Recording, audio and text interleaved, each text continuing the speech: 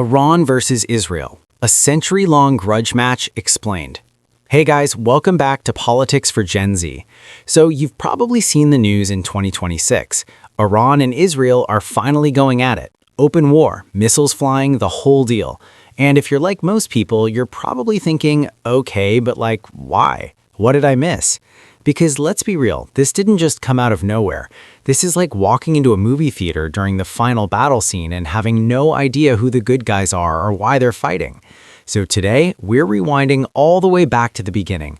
We're going to break down the entire history of this insane rivalry, from secret handshakes and oil deals to full-blown hatred and exploding drones. Because to understand why the Middle East is on fire right now, you need to understand the 80-year-long argument that got us here. Grab your popcorn, this is going to be a long one. Let's start back in 1948. World War II is over, and the world decides the Jewish people need a homeland. So Israel is created, right in the middle of the Middle East. And immediately, it's not a warm welcome. All its Arab neighbors are like, yeah, no thanks, and they immediately go to war. That's the 1948 Arab-Israeli War. Israel survives, but it's basically born surrounded by enemies. Now here's where it gets interesting. Iran, which is also a Muslim country, does not join the Let's Hate Israel club. Why? Because back then, Iran was run by a guy named the Shah, Mohammad Reza Pahlavi. The Shah was basically best friends with the West, especially the US. He saw Arab nationalism as a bigger threat to his power than Israel. So he looked at Israel and thought, hey, the enemy of my enemy is my friend. And just like that, an unlikely friendship was born. So throughout the 50s, 60s, and 70s, Iran and Israel were basically low-key besties. We're talking serious cooperation here. Iran sold oil to Israel. Israel helped Iran with agriculture and tech. Their intelligence agencies, Mossad and Savak, worked together. It was a pragmatic partnership based on shared interests, not shared love. Israel was surrounded by Arabs, so it reached out to the non-Arab countries on the edges of the region. That's why historians call this the periphery doctrine. Iran was the perfect periphery buddy. It was like that friend you have nothing in common with, but you're both in a group project against the same annoying kids. For almost 30 years, this worked. But then 1979 happens, and 1979 changes everything. Imagine you've been living with a roommate for years. You get along fine, you split the bills, it's chill. Then one day, your roommate has a total personality transplant. He shaves his head, joins a cult, and suddenly decides you're Satan incarnate and have to leave or die. That's basically what happened to Israel. The Islamic Revolution in Iran kicked the Shah out and brought in Ayatollah Khomeini, a hardcore religious leader. And Khomeini had a very simple message. America is the great Satan and Israel is the little Satan. Overnight, the bestie became enemy number one. The Israeli embassy in Tehran was shut down and handed over to the Palestinians. Iran started funding any group willing to fight Israel. This wasn't just a political disagreement anymore. It became an ideological holy war, and that fire has been burning ever since. During the 80s and 90s, this new hatred went into proxy mode. Iran couldn't just roll tanks into Israel, they were too far away. So they found the next best thing, building an army of proxies. Their biggest success story, Hezbollah in Lebanon. Think of Hezbollah as Iran's strongest fighter, its special forces in Lebanon, completely bankrolled and armed by Tehran.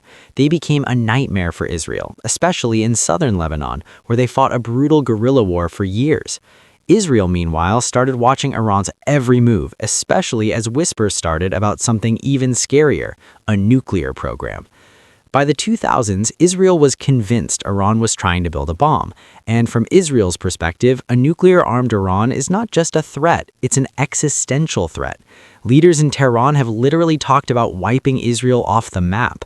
So Israel decided it had to stop it by any means necessary.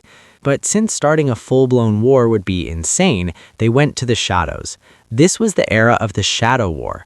Assassinations of Iranian nuclear scientists? Probably Mossad. The Stuxnet computer virus that wrecked Iran's centrifuges? Almost certainly a joint US-Israel operation. Mysterious explosions at Iranian military bases? Take a guess.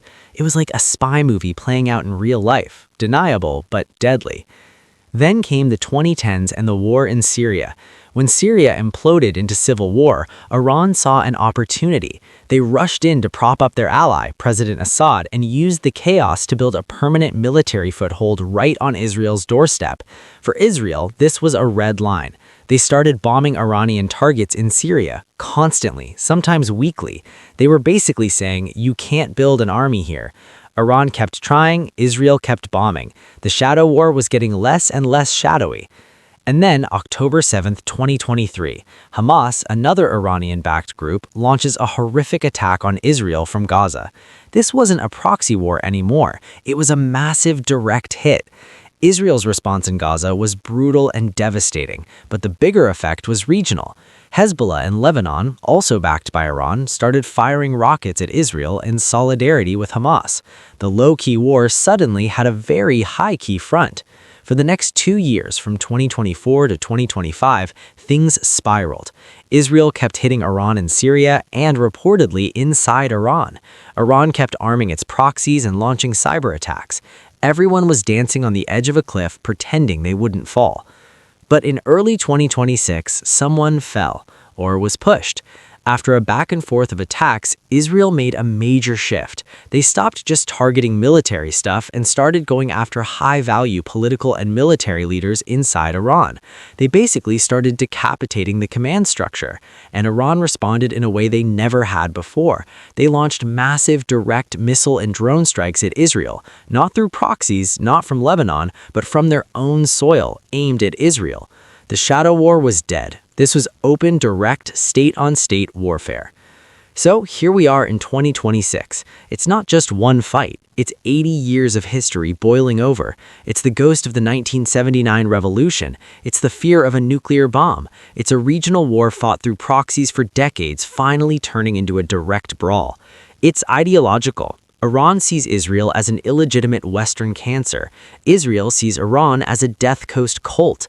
Both are terrified of the other. Both are convinced they're fighting for their survival. And that's the scariest part. When both sides truly believe they are the victim and the other is an existential threat, there's almost no room for compromise. It becomes a self-fulfilling prophecy of violence.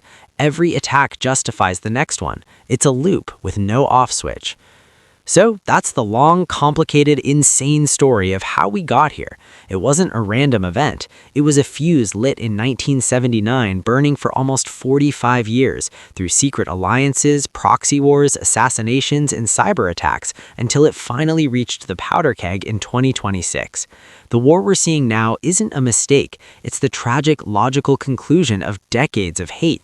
And honestly, finding a way out of this one is going to be the hardest challenge the world has faced in a long time. That's it for today on Politics for Gen Z.